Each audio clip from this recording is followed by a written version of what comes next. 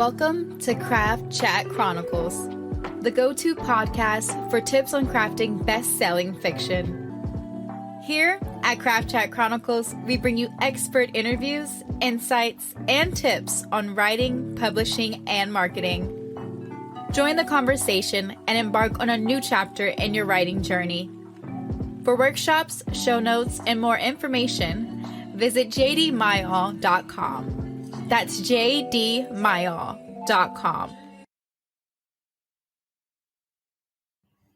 In Season 2, Episode 11 of Craft Chat Chronicles, we're going to talk to Susie Townsend. Susie Townsend has been at the top of the literary agent landscape for 15 years. She's sold books that have become movies and TV shows. She's negotiated deals for 6 figures and up. And she's going to tell you about her journey into the world of publishing. She's going to give advice on writing and craft. And she's going to tell you about the state of the publishing market and what's hot and what she sees selling now. So, without further ado, this is Season 2, Episode 11 of Craft Chat Chronicles. Let's get chatty. We're recording, so if you're shy, you can turn your camera off, okay? Welcome, everybody. I guess we'll go ahead and start it. For tonight's Craft Chat, we have Susie Townsend. Susie is a highly respected literary agent and vice president at New Leaf Literary and Media. She is very talented at spotting unique voices, and she represents some best-selling authors like Cassandra Clare, who's given us Shadowhunters and the Mortal Instruments series. And today she's going to talk about her journey as an agent. She's going to talk about the publishing industry, and she's going to give you guys some valuable craft and writing tips. So welcome again. Welcome, Susie. Yes, no, thank you. First of all, I want to thank you publicly since we just announced the book. So thank you for of course. Brilliance. Congratulations. I feel like obviously nothing I did would have been possible without you writing the great book. So thank you. Can you tell us how you became an agent? Tell us a little bit about your journey. Yeah, sure. So I always tell people that I fell into agenting. It wasn't really a job that I knew anything about. I graduated college with an English degree and was like, oh, what do I do now? And I actually went into teaching. I taught high school English for 6 years, and I really enjoyed it. But I definitely had moments, during faculty meetings when we were arguing over like whether we should have a water cooler, where I thought, is this really what I want to do the rest of my life? And I used to always tell my students, I had a lot of juniors. And so I used to always talk to them about how, like, what do you love to do? Find something that will pay you to do that. And like that then will help you pick your career path and things like that. And I had a student one time who was like, is what you love to do really interact with teenagers? And at that moment, I was thinking, no, it's not. And I kind of thought to myself, like, I just love to read. Like, who would pay me to read?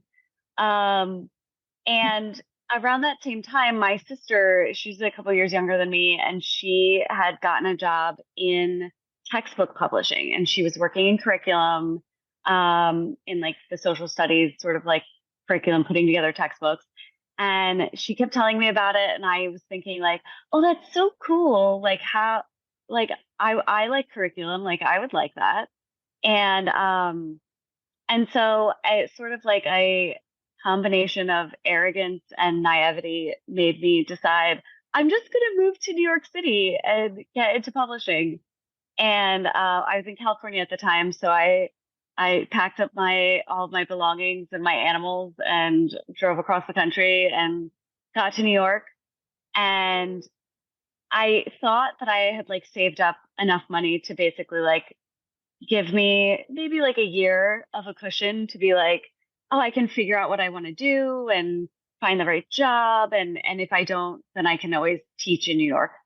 And it definitely was like 3 months. Like I had not saved enough for a year, but I was lucky because I found an internship. Um, and it was for a literary agency, and I didn't know what that was. But I went in for an interview and I wore my pantsuit and I read like 5 books on their website and was like ready to answer all the questions. And I got there for the interview, and the girl who interviewed me was wearing a band t-shirt and jeans. And she asked me like 4 questions. She asked me what I liked to read and if I could read things that needed work and do edits. And I was like, oh, I was a high school English teacher. I can read anything. And and then she's kind of like, okay, when can you start? And I was like, tomorrow. Um, and within like the first few days, I was like, oh my gosh, like screw textbooks. Like this is what I want to do. Like I could just this is a job. Like I can read fiction. What I did as an intern was I would read the queries that came in. And if I liked the sound of them, I would go to the agent and be like, I want to request this, and here's what I like about this query.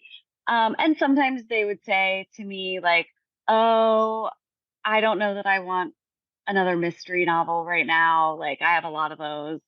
And in that case, if they were going to say no, then I would find basically someone else in the office, like another agent, and be like, hey, this agent got this query and doesn't want to see it, but I really think it sounds good. Like, could I request it? Like, would you look at it if it's good? And when the manuscripts came in that I requested, I would read them and write up notes. Like we called it a reader's report, but I would write up like, a synopsis of what happened, and then also like what I felt were the strengths and weaknesses of a manuscript. And I loved it. I was like, this is amazing. I can't believe I get to do this. And my internship was only like 2 days a week, but I kept finding excuses to come in every day, and read more and like do things and help out. And the head of the company at one point was like, you're here every day. And I was like, oh no, I'm going to get in trouble. And he was like, I feel like we should pay you. And I was like, oh, okay, great. Pay me like more money. And so he hired me as an assistant. It's not exactly a well-paying job, but it was great. And when he had said to me at one point, like, oh, well, like, you know, do you want to become an agent? And at the time, I really had no idea what agents did. It just seemed like a lot of like phone calls. But I really liked reading the manuscripts and like finding clients. So I was like, maybe. And he was like, well, like in a couple years after you've assisted for a while, like if you do a good job, then like we can talk about maybe you signing your first couple clients. I was like, okay, great. And then a month later, he got a query for a YA paranormal romance. And this was in 2008, or actually it might have been like late 2007, but it was like just post Twilight, in that sort of like era of publishing where like YA was really expanding as a category. And paranormal YA was like what everyone was looking for. And my boss, I was like, I found this query. It looks really great. I had requested it. I read the manuscript. I loved it. It was a paranormal romance. It was a love triangle between, a normal human girl and then an angel and a demon. And I was like, it's so funny. It's so good. The voice is so great. Like, you should sign this. And he was like, oh, no, I don't really do YA. And I was like, but this will sell. I know this will sell. I know teenagers. I had to work with them for years. This will sell. And he was like, no, it's okay. And I like asked everyone else in the office, and I kept talking about the book. And then the author got an offer of representation from another agent. And so I told my boss again, I was like, here are all the reasons you should sign this. I know exactly where you should send it. I know exactly what you should do. And he said to me, well, if you love this so much, like if you want to offer representation, you can. You could be the agent. And I was like, okay. now that I've done this for many years, I look back at that and think he probably didn't think she'd sign with me because I was a baby. Like I was brand new, and I don't think he thought that she would sign with me because she had another offer. But she and I talked and we had a great call, and she did sign with me. And I went on submission with the project. I did some editing. We went on submission, and then I had 3 editors who offered. And so we sold the book at an auction. And then my boss was like, "Oh, wow, like you did know what you were talking about." And so he was like, "If you want to take on a couple clients, we can make that work." I also look back at that time and think like there was so much I didn't know. And there was a lot of like, pausing to be like, wait, how should I handle this? But I was very fortunate that I had some good agents at the agency who were great mentors and like helped me along the way. But that was sort of like how I became an agent. And now it's 15 years later ish. And I have about like 30, I think it's 31 active clients that I work with. And there was a time that I tracked like how many books I had sold. And I've since lost track, but I feel like that's a good problem. So. It is a great problem to have. So what does a day in your life look like now? So now there's always a lot of email. I get probably about 200 emails a day. And then some of them are ones that I am just like a fly on the wall for. It's, my authors are talking to their editors or their publicists or different things like that. I have to read everything because something might come up that I need to weigh in on. But it doesn't always require a response. And then other emails are emails that I definitely have to respond to. If someone is like, "Oh my gosh, I hate my cover," or if an author is thinking like, "Well, I really want to do this anthology that I got an opportunity for, but like, will it fit into my schedule?" So I definitely answer a lot of email. I also, at this point in my career, I have a lot of meetings and phone calls. And sometimes those are meetings where like I'm meeting with an editor and we're catching up, whether it's, we're getting together in person or we're getting together on the phone. But I'll be asking them like, what books do they have coming out soon that they're excited about? What holes are on their list? What things are they looking for? Or I might be meeting with authors to talk them through like if they don't like their edits or if they're struggling to finish something on time. We might also be meeting to talk about strategy. I also have a lot of calls and meetings about like marketing and publicity plans for books that are coming out. As an agent, I always say like it's you start working on a project before the book deal. And you might edit it, get it ready.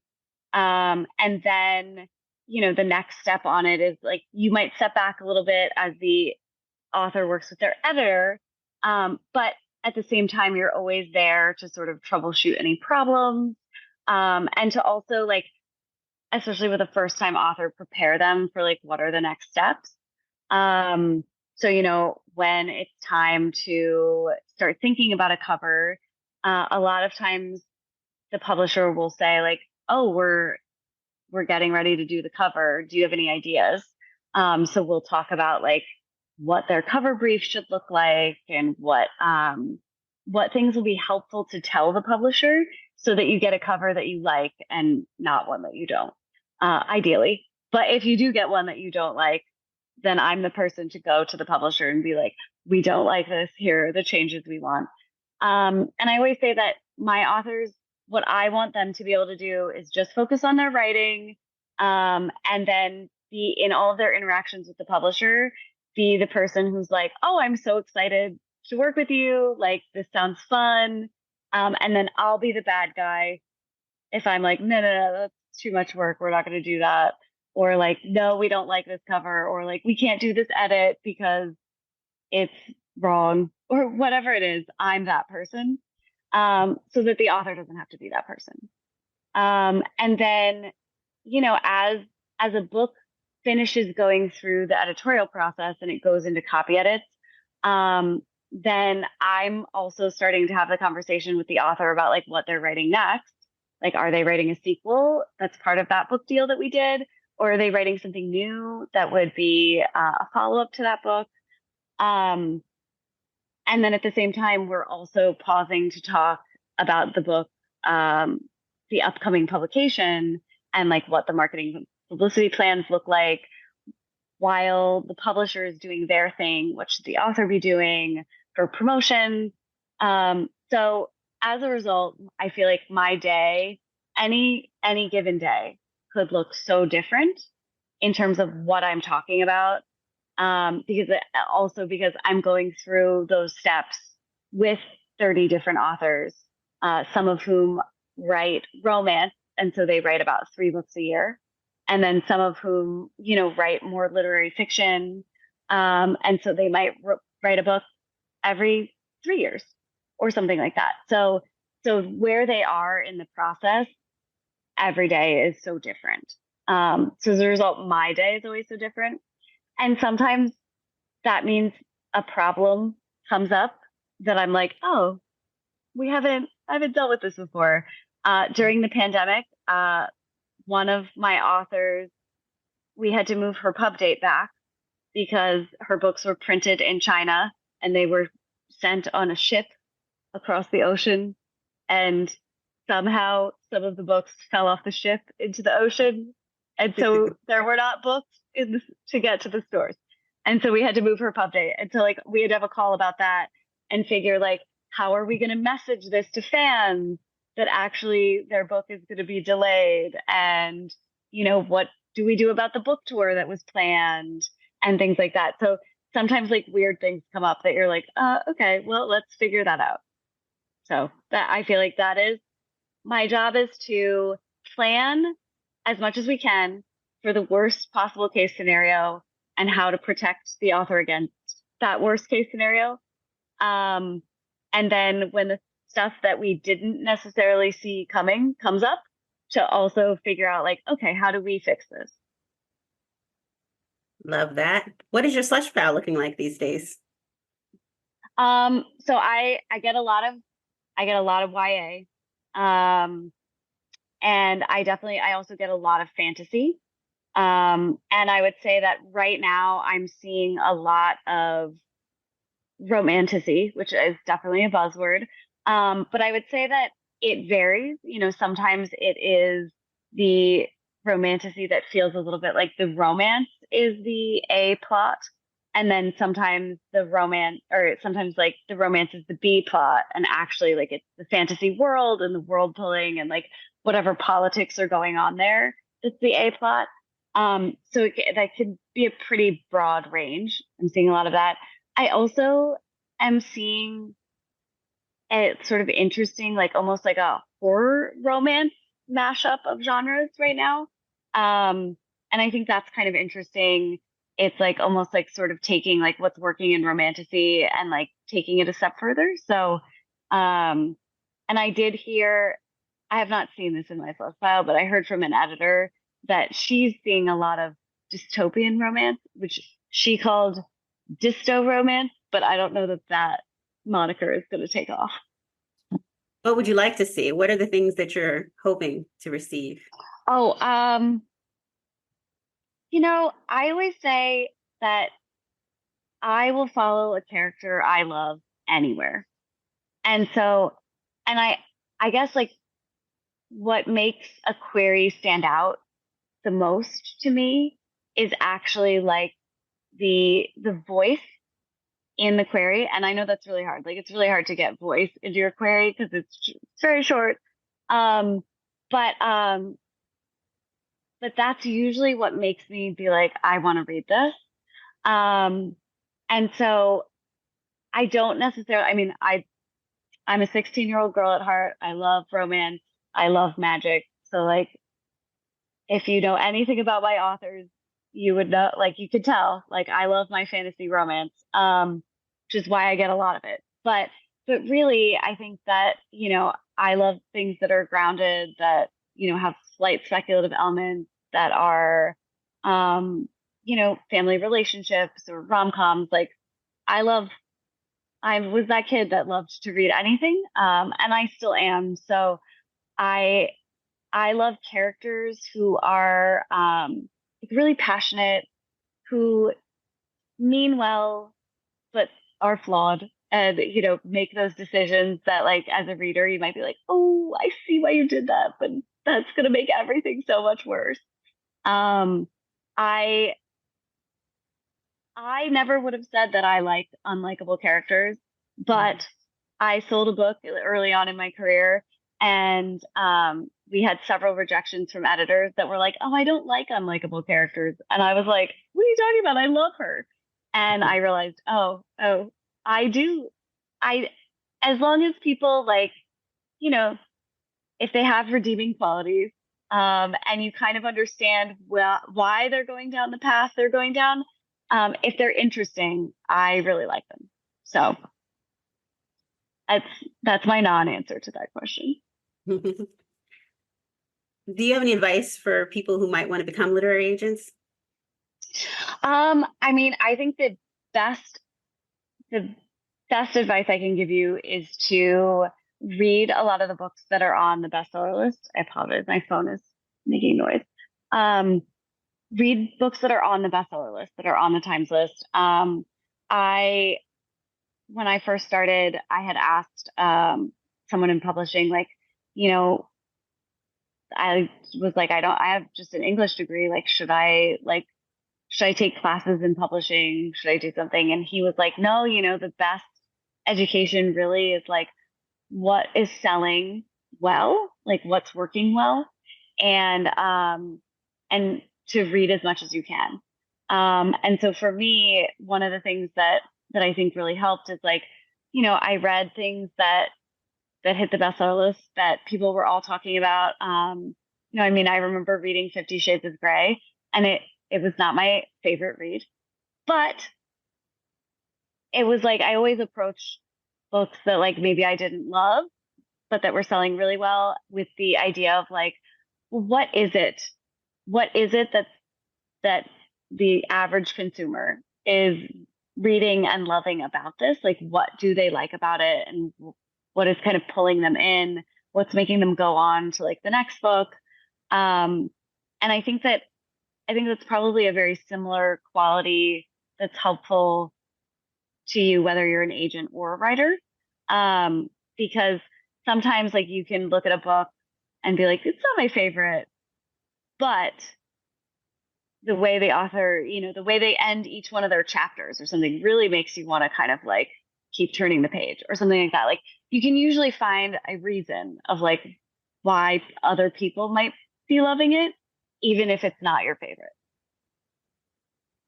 Love that. What genres do you think are selling really well right now? So, fantasy romance is selling really well right now. I think that it's one of those genres that has a little bit of something for everyone. Rom-coms are still doing very well. I think that there's a little bit of element of escapism right now. Like, and I would say that we've seen this since the pandemic. Going into the pandemic, beforehand, I remember people being like, oh yeah, I have a lot of fantasy on my list. I don't know that I'm acquiring much more. And then the pandemic hit, and suddenly it felt like everyone's like, no, I do want fantasy because I want to get away from real life. And I think that's still the case. I think that horror has really been doing well also. And I think that it's almost like an element of, like, you read something and you're like, oh, my life's not that bad.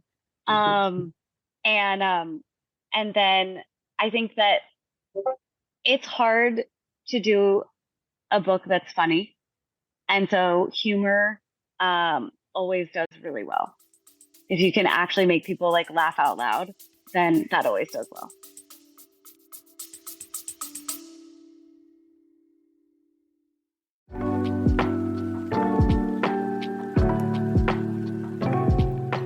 Hi, JD Mile here. Sorry to interrupt. I wanted to thank you for tuning in and to let you know that this episode of Craft Chat Chronicles has been brought to you by Heart's Gambit, my debut novel. It's available for pre-order right now at barnesandnoble.com. What is Heart's Gambit, you ask?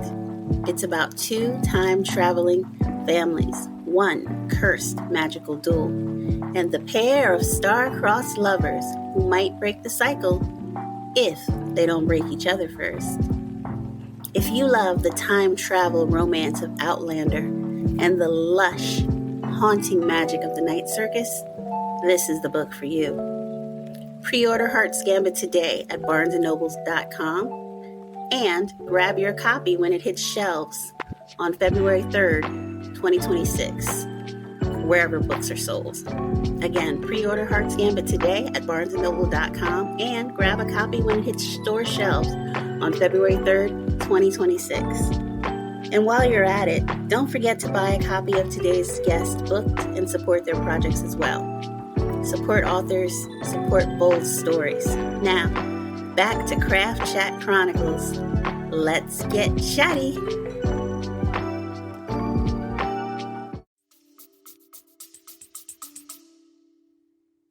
What do your agent-author relationships with your client look like? Do they pitch you novel ideas, or do they send you proposals, or do they send you whole novels? So sometimes it depends on them.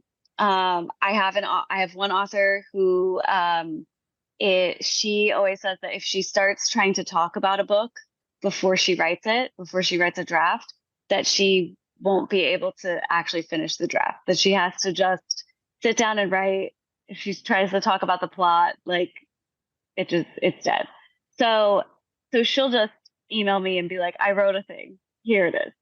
And I've had authors before who will write something and send it to me and be like, I started this project as a YA novel or as an adult novel, but now I wrote it and I don't know what it is. And I always say, like, that's fine. I'll read it and I'll tell you like where it will go. And then on the other end of the spectrum, I have some authors who will have like a spreadsheet of ideas. And when it's time to think about a new book, they'll send me their spreadsheet and kind of be like, which one do you think I should write? Like, what do you think is the most commercial? And we'll potentially like talk about several ideas and then pick one. And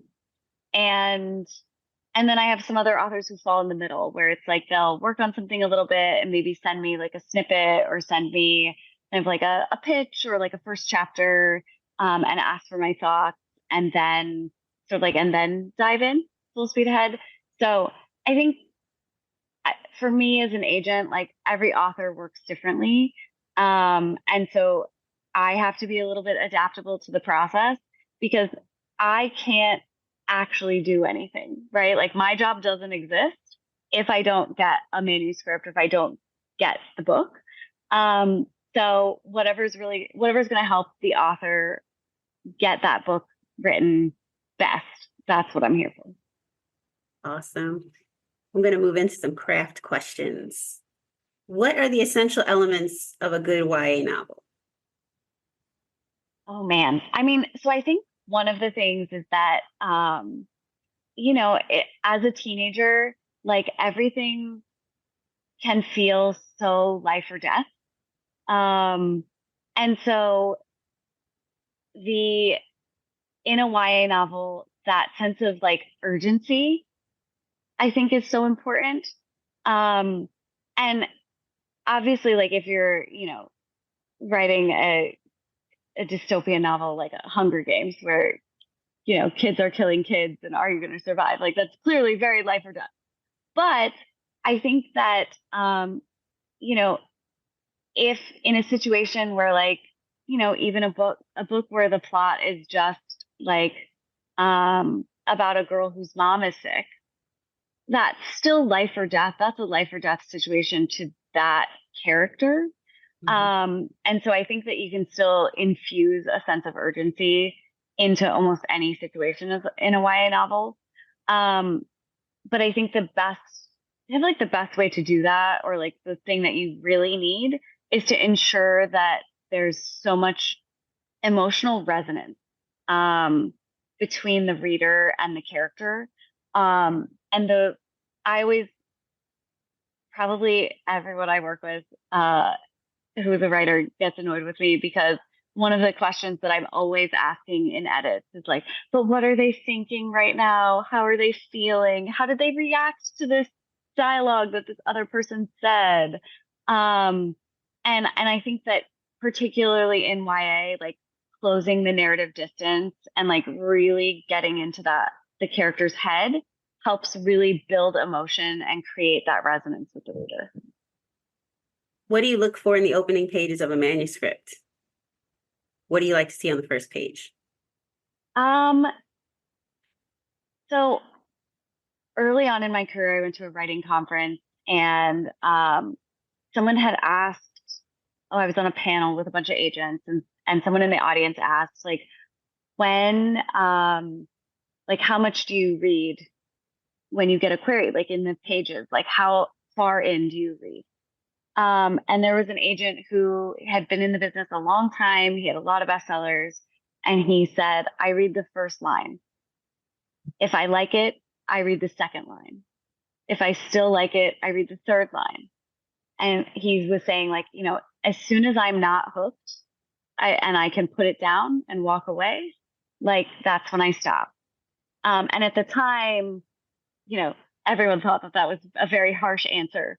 But I do actually think that it's really true, in that, like, if you think about it, like when I go to look at my queries, I usually have, you know, probably it does amount to probably like between 150 and like 200 queries a week. And I often am sitting down to do them like once every couple of weeks. So they've piled up. And my goal is to go through them and like read them all, in one sitting and say yes or no very quickly. And so in terms of like the writing and the voice and the character and everything like that, I feel like you really need the character and the voice of the manuscript to sort of like pop off the page right from the get-go. And it, again, it, you know, sometimes that's really easy if you have a really high stakes plot to like, you know, start in the middle of the action with something surprising and sort of catch someone's interest. But there are like so many beautiful books out there where like it's just the character's voice talking about something that's interesting or important to them that really kind of like opens the manuscript and makes you feel like, oh, I want to get to know this person. Like I want to know like where they're going. Love that. What's the biggest mistake that you're seeing in your slush pile currently? So you know, I always say like in terms of my queries that like sometimes I get queries where like, you know, someone spelled my name wrong, which is just like you got one chance to make an impression. Like you want to make sure you proofread. Or like sometimes I'll get things where like someone, you know, clearly they're not telling me what their book is about. Which is like the number one thing I want from a query. But I would actually say that for the most part, I don't really see that many like queries where you're like, oh, this was a big mistake. And as a result, I think that like the biggest thing that makes me pass on a query is that it feels a little forgettable, or it feels too much like something I've seen before. Like it just doesn't feel like I'll remember it tomorrow. And this is why I kind of think for me, at least, it comes down to like the voice of the query, because, you know, there are, you know, you mentioned Cassandra Clare. There's a lot of plots that might be similar to some of her plots out there. But I think that it's the voice that tends to tends to stand out and tends to make people then like talk about the characters. Like fandoms, they always respond to characters more than they respond to like the world or the actual plot. Like they like those things and they think they're cool, but you always see fandoms arguing over like love interests and things like that. And being on a certain team or whatever, writing fan fiction about characters they wanted to be together. And so I really think it kind of comes down to that. Love that. Love that. And any advice on creating compelling characters? What are the kind of characters that you love? So I think that probably the big advice, I guess, that I have on compelling characters is that you want to know them so well. Like you want to know them inside and out. You want to know their personality. You don't have to necessarily know their like astrological sign or like things like that, but like all of their personality traits, like you want to know that inside out. You want to know their motivations. You want to know like what they would do in certain situations. Because the more you know the character sort of off page, then the easier it is to get that on the page. And at the same time, I would say that the biggest advice that I give authors in terms of their characters is particularly when you're editing, like once you have a full draft, and you're rereading and looking at everything, like I would definitely make sure that when you're talking about your character's emotions or you're, trying to convey their motivations or their reactions to things, I would say that like you probably want to like flesh it out like one step further than you think you need to. Because once you know a character well, it's easy to feel like you've like conveyed their thoughts and feelings and everything on the page. And sometimes, to the reader who's just meeting them for the first time, sometimes we need more. So I often give that note.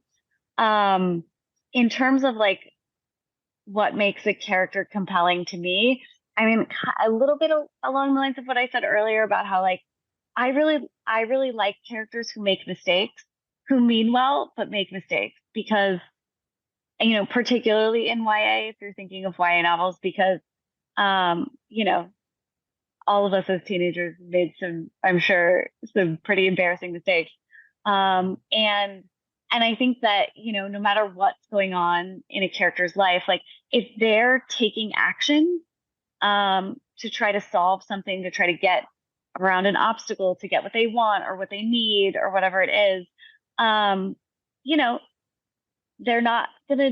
they can't do it perfectly. Otherwise there's no story. Right. So I love characters that like, they have good intentions.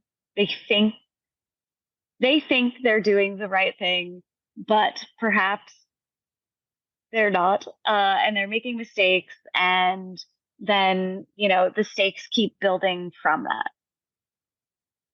Love that. Any advice on keeping the tension going throughout the novel and avoiding the saggy middle?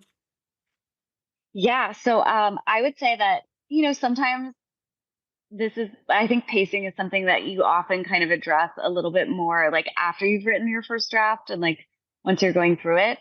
But I would always say like for any scene, you want to get into the scene late and you want to get out early.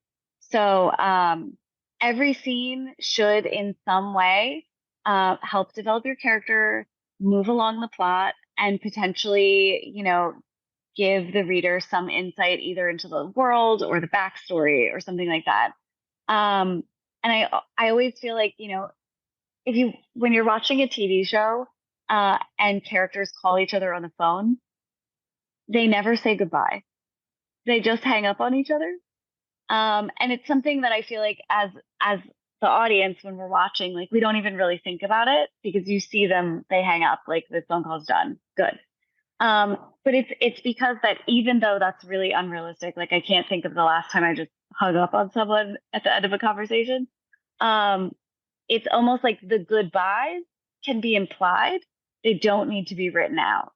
And I think it's kind of like a good analogy for getting out of a scene early or getting in late, is that, you don't need your hellos and goodbyes. You just need to get into the scene. Um, and then I also think that sometimes you might, as you're looking at a scene, if you're thinking like, oh, this scene doesn't really move the plot forward. It does tell me some things about this character, but it's not moving the plot forward. That might mean that you want to take those character details that are learned in that scene, and you might want to add them somehow in a different scene, like the scene right before it or the scene right after it. Sometimes you have to write certain scenes in order for you, the writer, to know them. And then later you can go back and look at them and think like, oh, like I don't actually need this. The reader doesn't need to see this happen. They can find this information out a different way. So I think that's something to always keep in mind. And how would you suggest they tie it up? Like, what do you like to see in an ending? How do you suggest they make their ending satisfying to readers? Well, so I always tell people that like I never would have done Cormac McCarthy's The Road because it's like so bleak. I don't need like an ending that wraps everything up in a tight bow. But I usually I want enough closure. So like, if you think about a plot, like any plot boiled down to its like most simplest form is that you have a character who wants something, there's an obstacle in their way, and they take action to try to get it, and things go awry from there. And in the end of the book, they might not get what they want. Sometimes they do. But if they don't get what they want, they usually get what they need instead. And so I think that like you want some sense of closure in that respect. And it doesn't have to be happy. It doesn't have to be all wrapped up. I personally like a hopeful ending, but plenty of other people like their bleak, sad, or like terrifying endings. So if you have an ending like that, it's okay. It's just probably not for me. Love that. Love that. So you read the manuscript, you adore the manuscript, you're ready to make the call. What are you looking for in the call? And what should we be looking for when we talk to agents? Yeah, so for me, what I'm looking for is your agent author relationship is a long-term partnership. It's a long distance relationship, right? Because we don't see each other that often, probably. And so I always want someone who is a really good communicator. I really want to know like what are their hopes and dreams, like what are their pie in the sky goals, what's their vision, not just for this book, but for their career as a whole. And you want to be able to balance that a little bit with the big goals, but also like the dose of realism of kind of like, I had an author who said to me one time, she was like, I want to hit the bestseller list, maybe not with this first book, but someday, like that's my goal. Like I want to hit the New York Times list. I want to be able to say that I was a bestseller. And I was like, yeah, that's great. And I had another author who was like, she was like, she has a degree in script writing, and she was like, I someday like my pie in the sky goal would be to get the film rights optioned and be able to write either the screenplay or the the TV pilot. And she always says like, it doesn't have to, I don't want final cut, but like I'd love to be able to do like a first draft. And I think for you, what is probably like the things that you want to think about in terms of an agent is, one, I mean, do you feel comfortable opening up to them and talking about like your vision for the book and your career and things like that? Do they seem receptive to the ideas? Do they seem to have a similar vision for this book and like for your career? And I think like a good way to ask that question is to think about like, what you can ask the agent, like, what are the comp titles that you see for this book? Because if you're envisioning your story as, you know, something that sits on a shelf next to like Emily Henry or like Allie Hazelwood, and the agent is like, oh, the comp titles are, you know, and they'd give you something that's like much more obscure, then you kind of know like, okay, we might not have the same vision for this. Um, and then I also think it's probably really important for you to also talk about like, you know, what other kinds of books do you want to write? Like, are you someone who like is like, I just want to write YA. I always want to write YA. I'm not ever going to want to do anything else. That's totally fine. But if you're also like, no, I wrote this YA book and I'm excited about it, but I also someday like want to write adult books and I have this one weird middle grade idea and like maybe I want to write a picture book. Like those are all things that you want to be able to talk to that agent about and like make sure that if you guys worked together, if you wrote something that's not the same as what they're signing you for, you know, are they still going to want to work on it? If they read something and it's not their favorite, what do they do? Like, are they going to give you notes and help you get it there so that it's ready to sell? Are they going to know editors in different spaces to help get it to? I often tell clients or prospective clients, like, I've done a little bit of nonfiction, I've done a little bit of picture books, I've done a couple graphic novels. They're not my forte, but I know the right editors to get the books to, and that's kind of what matters. I've never done a business book. You would not want me to sell your business book. But there are people on my team. So if I signed someone for a YA fantasy and later they wrote a business book, we have someone who can help them sell it. It just wouldn't be me because I would not know anything about who to go to for that. Love that. Love that. We have some questions in the chat. Yes. Okay. One person says your manuscript wish list says you like upmarket fiction, upmarket book club fiction. What does that mean, and what does that look like to you? Yeah, sure. So upmarket means basically kind of like not quite literary fiction, but like less James Patterson and like more oh gosh, now I'm blanking. But like just like a little bit more elevated, like the kind of books that you would read in a book club and talk about, or the kind of books that would have the like the discussion questions in the back where you're talking about not just plot, but also like theme and intention and like, you know, what do we think the writer was thinking when they did this? And you know, that's probably a little bit of my background as a former English teacher of like, I really like the, you know, the ability to sort of like dissect something and think about, you know, think about the bigger picture. I want things with a little bit more heart and a little bit of philosophy and not just like, oh, it's all action.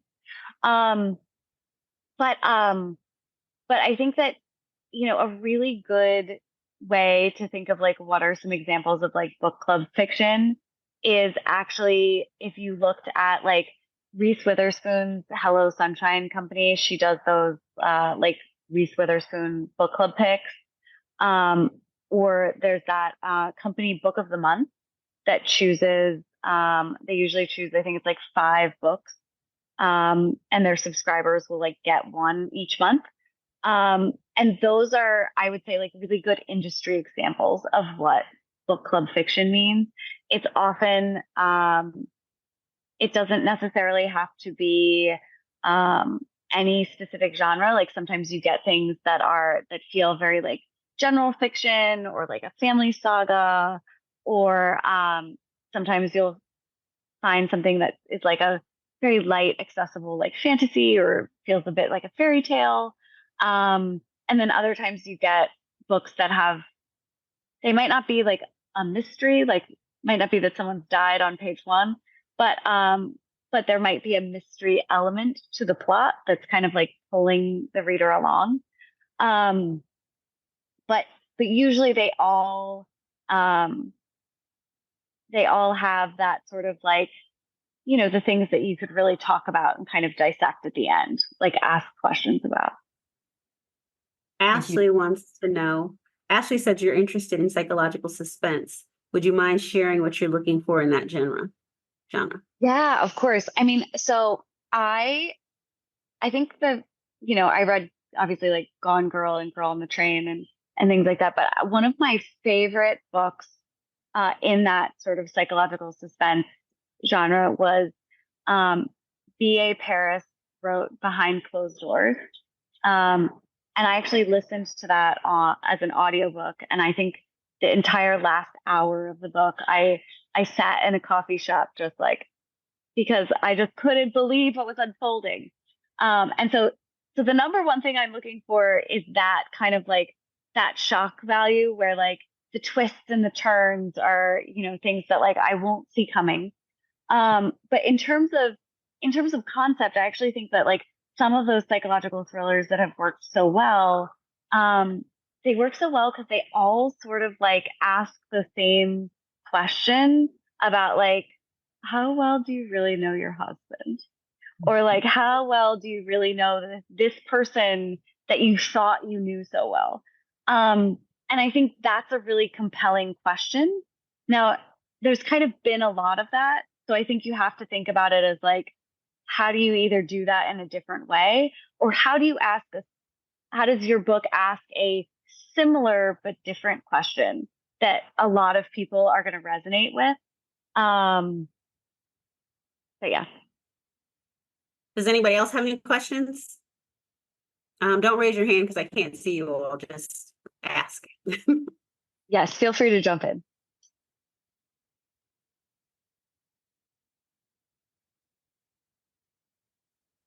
Something. So how much does the market play in your decision to sign an author? Like, for instance, if you really love a book that you know might not sell well versus a book that you only like but know will sell well, like which one do you sign? Or do you sign the book? Oh, that's such a good question. I actually think it's been different depending on where I was in my career. Um, the, when I was starting out, for any book that I loved but wasn't sure would sell because it was, not the right time for the book or something like that.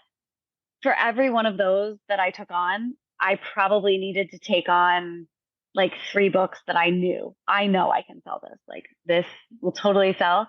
Um, because, you know, I was also working in a place of like, I have to sell enough to make enough commission in order to eat and stuff. But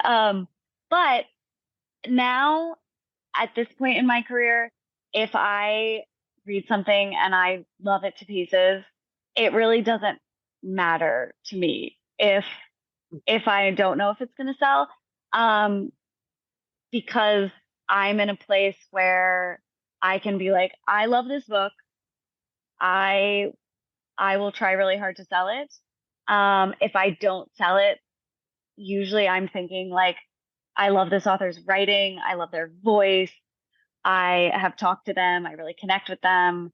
And I think that they'll write something that I love that I can sell. Like if we don't sell this first one, we'll definitely sell something down the line. Um, and you know, I feel like for me, um, I have a lot of clients. I have a full list. I don't actually have that much time. I don't sign that many clients a year. I've signed one so far this year, and I didn't sign any last year. And part of that is like looking at, how much time I have, to give to an author and to, help them get to where they want to go. And I get a lot of queries now in my career from authors who are already published, who have books, and oftentimes for me, like, even if it's an author that I'm like, oh, like they have an established editor. Like, this is an easy sell. I know exactly what to do with this.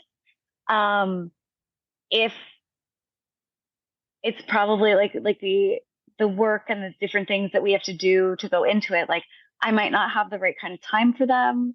And I actually am at a point where I always have to feel like I have to be willing to say, like, I will sleep less because I love this book so much that I will give up sleep. I will give up time with my family. I will stay home and work instead of like going on this trip because I desperately want to work on this book. So for me now, it's much more about like, I just love this. Yeah. Thank you. But that's a very like, very privileged space to be in now. Thank you so much. Any other questions? I have a question. Can you guys hear me? Yes. Yes. Oh, okay. Hi. First of all, thank you for doing this. Appreciate it. Mine is like a functional question. Your literary agent, when you say you're getting a lot of queries, 150 a week or whatever voluminous amount it is, are those people that are already represented on some level that are coming to you because you're in the mix, or are these people coming to you cold with like a first chapter or two or a treatment? What are you largely looking at as far as? Yeah. So people who query me, I would say that 99% of the time they're not represented, and we have no connection at all. Sometimes there might be someone who's like, I'm a friend of your author, or this person in the industry told me to query you, or something like that. But most of the time they're reaching out cold. Okay. But what they're reaching out with, their query, I always say like a query should be about 250 words. No one's going to count your words, but if you've written a lot more than that, it's probably too long. And if you've written a lot less than that, it's probably not long enough. And you basically are answering the question, what is my book about? And I always say like the best examples are looking at like your book jacket copy, like the inside flap of a hardcover or the back of a paperback. A lot of times the query that a debut author writes to me to describe their book, I use that query and from it, like make some little changes and use that as a pitch letter that I send to editors to be like, you want to read this? And I cannot tell you how many times my pitch letters have ended up as the jacket copy on a book. So that's kind of like your best sort of like model if you want examples of what works. And I always ask for my queries, like send me your query and your first 5 pages of your manuscript. Because for me, I want to be able to see, oh, do I like this idea? And then do I like the writing? Am I grabbed? When I'm reading, if I'm grabbed like right away, then I don't even read to the end. I just request it and then go to the next one. If I am bored and like not into it, then I don't read to the end of the 5 pages. I just go to the next one. A lot of times if I'm reading and I get all the way to the end of the 5 pages, I kind of have to ask myself, like, what was it that kept me reading? Like I was clearly interested, but I wasn't grabbed enough to be like, yes, I have to see more. And so I kind of have to sort of determine, like, do I think that a lot of times if I request, it's because I think there's something here. I'm just not sure if the author has started the story in the right place. But that's clearly something I can help fix. So I'm going to go ahead and request it. And then sometimes when I don't, it's like, there might be something here, but I'm not sure enough of where I think it might be going. Or I'm not sure if I walk away from my computer and never get this manuscript, am I still going to wonder sometimes what happened in that book? Because at the end of the day, like, it's the books that you want to be able to be like, oh, I read that like a while ago, but I love it so much that I keep thinking about it.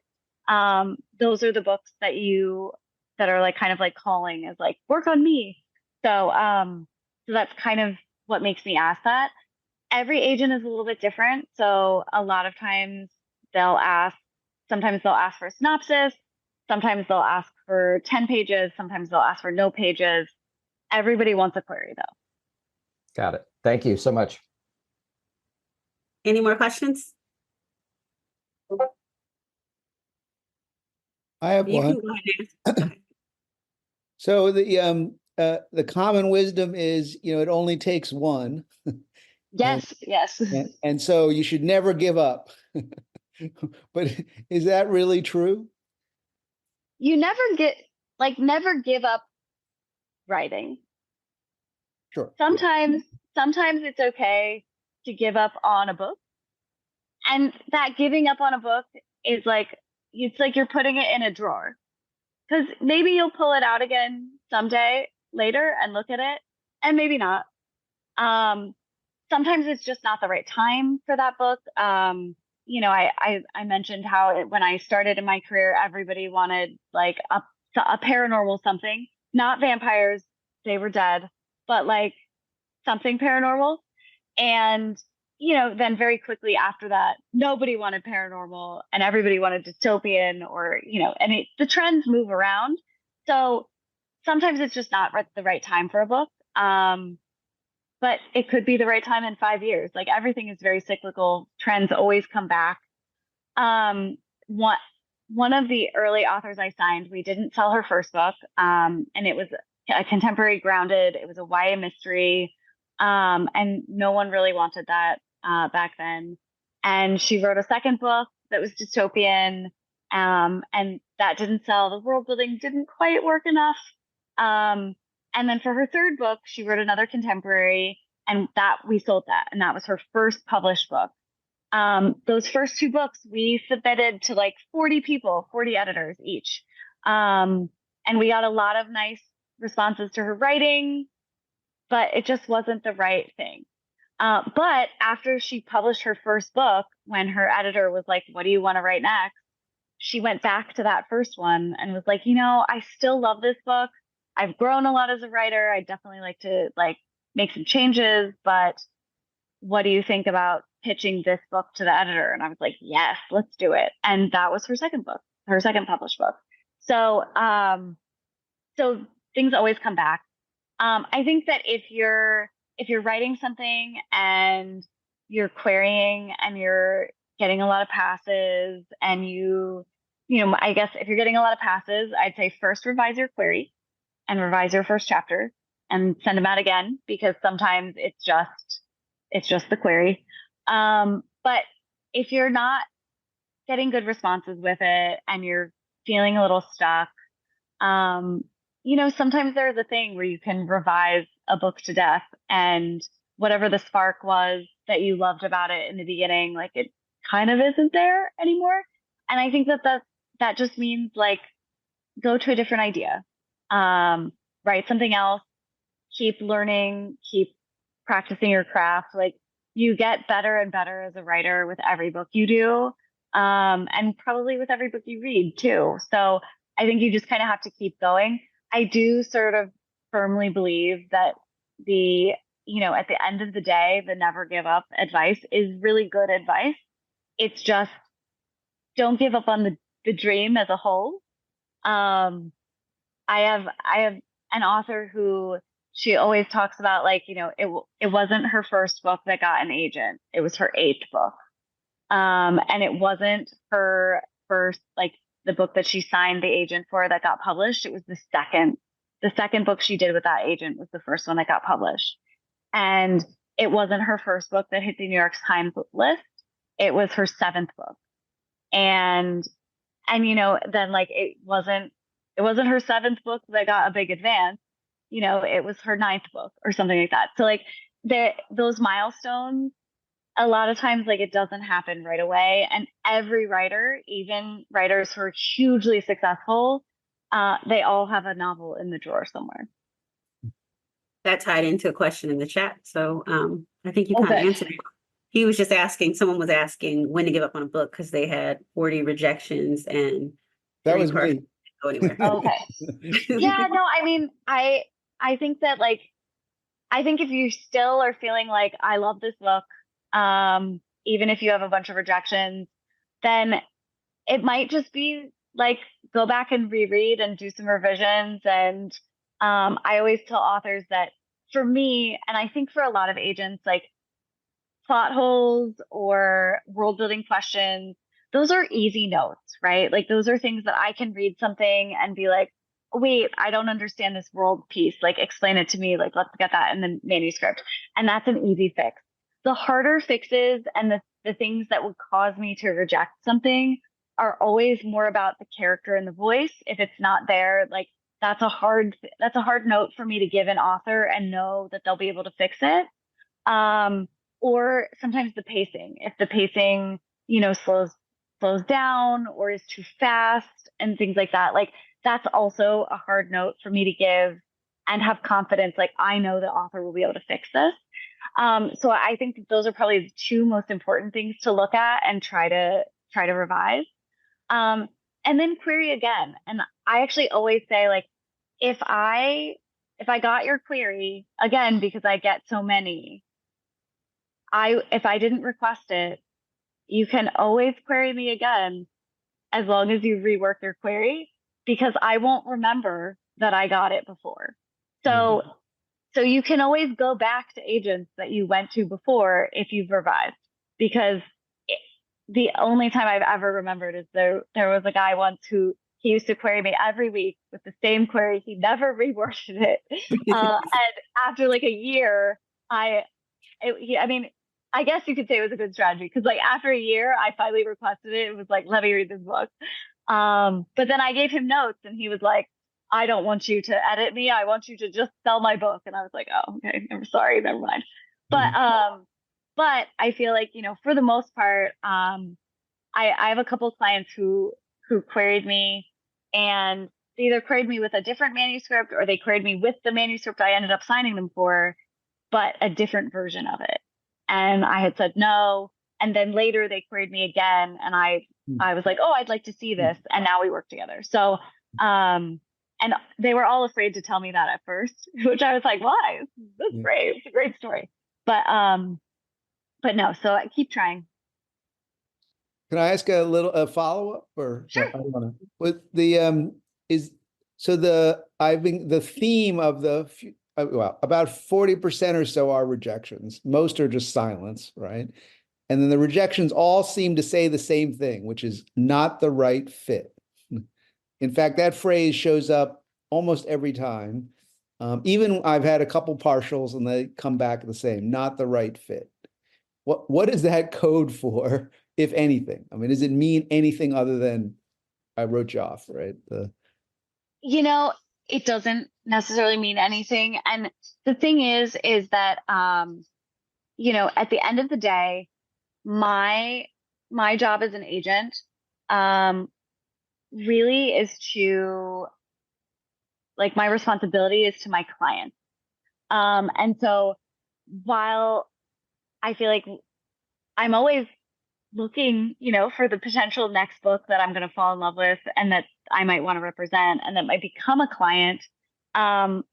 Still, especially now in my career, like 99% of my day really is just clients. It's not prospective clients.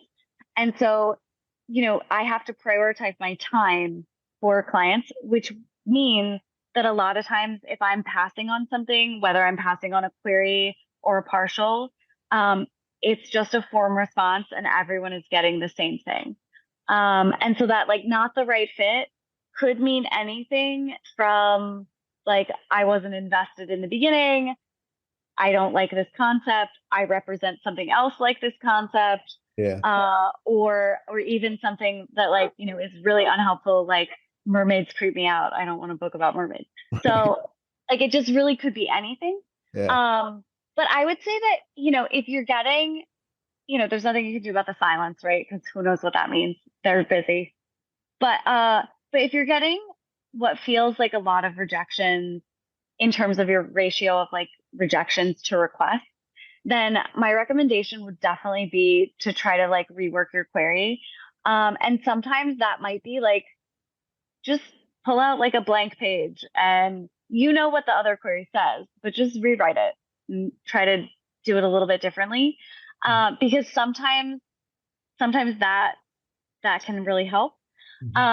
Another thing that I would suggest is in terms of agents that you're reaching out to, I know that a lot of, the pandemic brought a lot of new problems. And so a lot of agents who have been doing this longer and are more established found themselves in a position where almost like we had the right amount of clients for pre-pandemic time, but now it almost feels like you have too many because we're spending more time solving, problems that weren't problems before. Like, oh my gosh, how are we going to get this printed in time? Or there aren't any truck drivers to drive the books from the warehouse or whatever. And so I would recommend like definitely submit to agents who are, newer agents who work at established agencies. Because a lot of those agents, like they're the ones that like they're building their list. They're really hungry for authors. And I always feel like, everybody starts somewhere. And that author who, signed with me was my first client. Like she queried my boss and not me, but, she took a huge chance on me and I'm really glad that it paid off. I think it helped that I was at an established agency and that I had a lot of agents that I could talk to and like get the right advice from. And obviously like we connected well, but I think that especially right now, if you're feeling like I want to find the right person, that there are so many great agents out there who are relatively new, like within the last couple years, who assisted another agent for a couple years before that, and now they're building their own list. And I think that you might have better luck with some of them than people who've been doing this for like 10, 15, 20 years, just because a lot of people that I talk to who've been around that long are feeling a little bit like, oh, I'm just so busy. Like I don't have time to sign new authors. Thank you. Love that. Love that. So I'm going to do a quick question, really quick. You mentioned things that were dead a while ago. So I'm just going to throw out some things, and can you tell me if they're dead or if they're still hot or selling? Dead or alive? Yeah. Yeah, dead or alive. Vampires? Alive, actually. Witches? Oh, alive. Very alive. Very hot. Dystopian? That remains to be seen. It's been dead for a while. I've heard some people who think it might be coming back. I'm skeptical. Ghost? A little bit dead. Zombies? Pretty dead. I haven't heard anything about zombies. I'm just curious. Dark academia? Very hot right now. It just has to be like pretty different and distinct. Okay. Any other questions, you guys? Nope. Well, thank you again, Susie, for absolutely everything. You've been brilliant, and you've been so sharing in your wisdom. We greatly appreciate that. No, thank you. Thank you so again much for the having announcement. me. So excited. I mean, congratulations.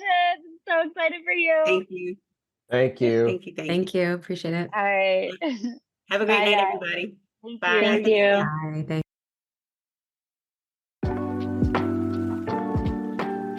That wraps up today's Craft Chat Chronicles with JD Mayor. Thanks for joining us. If you liked the episode, please comment, subscribe, and share. For show notes, writing workshops, and tips, head to jdmayor.com. That's jdmayor.com. While you're there, join JD's mailing list for updates, giveaways, and more.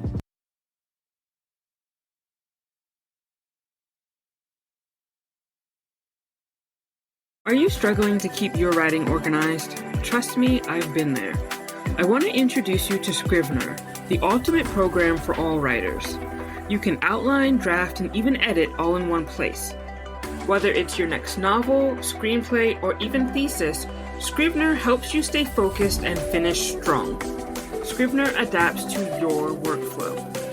From your first draft to the final edit, it's a writer's secret weapon. Click on the link below and get started on your Scrivener writing journey today.